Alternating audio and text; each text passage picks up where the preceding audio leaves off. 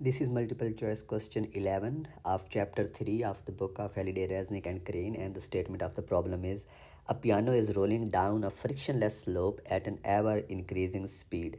The piano tuner sees it, runs up to it and pushes on it, slowing it down to a constant speed. The magnitude of the force on the man by the piano is Fmp and the magnitude of the force on the piano by the man is Fpm.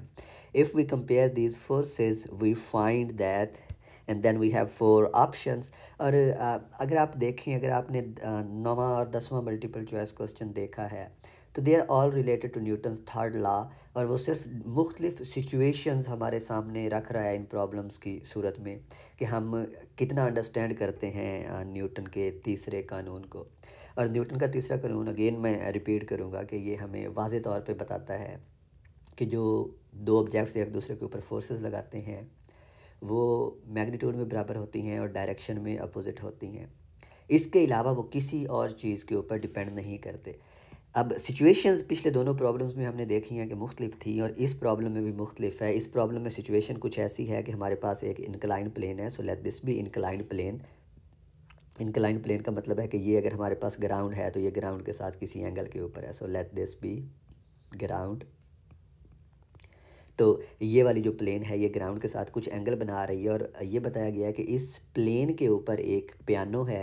Piano आपको पता है musical instrument होता है, तो let's say this is the piano और ये नीचे की तरफ स्लाइड कर रहा है with increasing speed, which means कि इसके ऊपर कोई नेट फोर्स लग रही है डाउनवर्ड डायरेक्शन में, और ऑफ कोर्स वो स्लाइड कर रहा है तो उसके ऊपर फोर्स लग रही है कुछ ना कुछ। अब पियानो का जो मालिक है या उसको सही करने वाला या जो उसको चलाता है, बजाता है, क्योंकि ये म्यूज़िकल इंस्ट्रूमेंट है, वो इसको नीचे फिसलता हुआ देखता है तो वो इसको रोक लेता है। तो हम जो वो शख्स है उसको यूँ रिप्रेजेंट कर सकते हैं कि late this be the person. तो ये इसको रोक लेता है, ये लंबे से बाजू करके इसको रोक लेता है। तो अब हम देखें कि दोनों कांटेक्ट में आ गए हैं। पियानो जो है वो इस शख्स के ऊपर फोर्स लगाता है और उस फोर्स को उन्होंने रिप्रेजेंट किया है एफ एम पी होगा, force on man due to piano.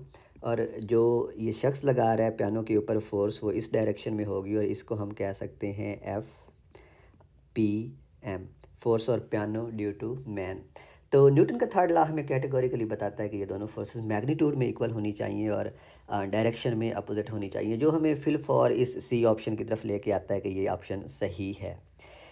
इन तीनों मल्टीपल चॉइस क्वेश्चंस में अगर आप देखें तो हमारे पास सिचुएशंस मुख्तलिफ हैं, वो सिर्फ कंफ्यूज करने के लिए दिया गया है कि हमने न्यूटन के थर्ड लॉ को कितना समझा है।